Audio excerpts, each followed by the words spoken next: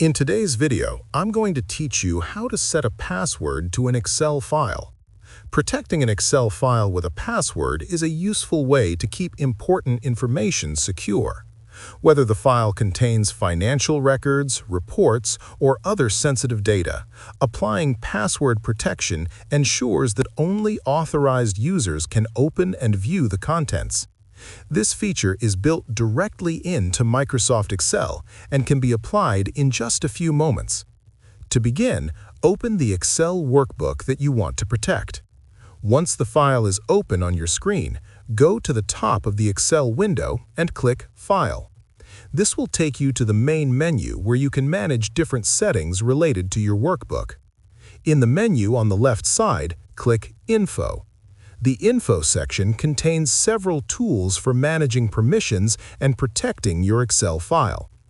Inside the Info section, look for the option labeled Protect Workbook. Click on Protect Workbook and a drop-down menu will appear with several protection options available. From this list, click Encrypt with a password. This option allows you to secure the entire Excel file so that it cannot be opened without entering the correct password.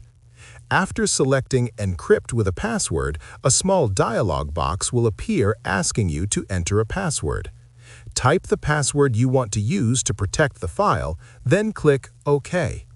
Excel will then ask you to confirm the password to make sure it was entered correctly. Re-enter the same password in the confirmation field and click OK again to finalize the password protection. Once the password has been confirmed, the protection will be applied to the file.